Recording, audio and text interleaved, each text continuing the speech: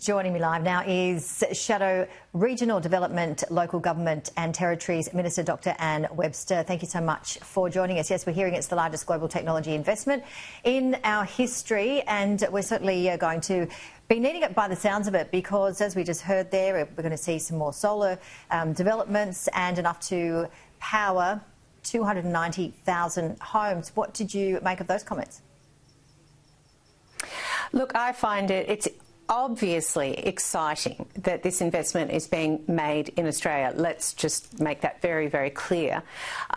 In terms of data and AI, my understanding is they need reliable baseload power. That's not wind and solar. Just flagging for those who aren't aware of that.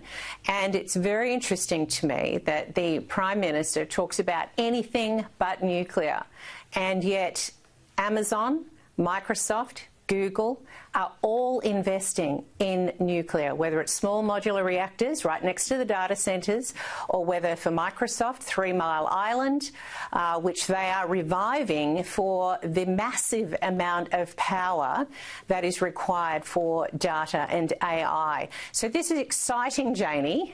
Don't get me wrong, but I think the Prime Minister has a couple of issues. One of them is that the unions apparently are going to be a bit upset about AI.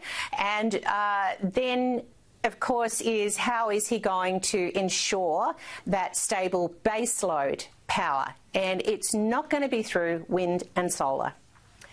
And just reading the Massachusetts International Technology website there, who are very much across this as well, they write in 2017 AI began to change everything, and data centres really started to get built with energy-intensive hardware designed for AI. It led them to double their electricity consumption by 2023. So these numbers we're going to see more and more of course.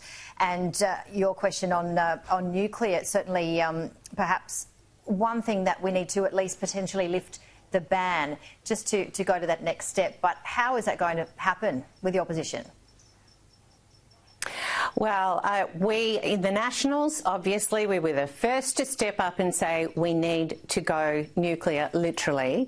And let's be very clear for those who don't understand, we are not talking about enriched uranium as in missiles. We're talking about power generation. It is a completely different use for uranium, and nuclear power is something that the Nationals absolutely stand by for our future.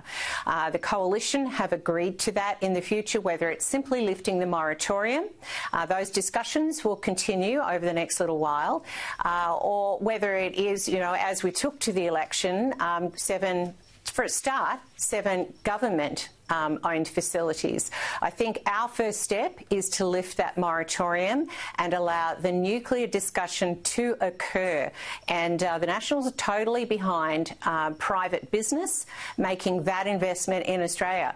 The fact is we need it. And the government right now is going to be giving a $4,000 subsidy to people so they can put their battery, which actually costs each consumer, mind you, $9,300 to put the battery on their house. That's well and good, but it certainly doesn't cover all of those hours at night or when there's no wind. So where the government is going right now is by no means to provide a stable baseload power, which is what Australia needs to lift its productivity, reduce our power prices and step into the future.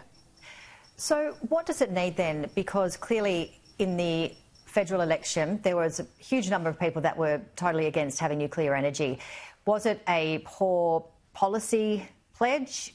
Do people perhaps need to look further into it and be more informed of what it is like? They might, but then they might not like it. So what happens if it still doesn't go ahead? How are we going to be able to have as much energy to power AI?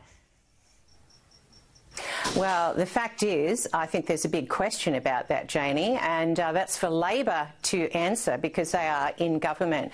I think to say that people were against nuclear, that's not how I read this. I think that the marketing, like several other policies that we won't go into now, didn't occur.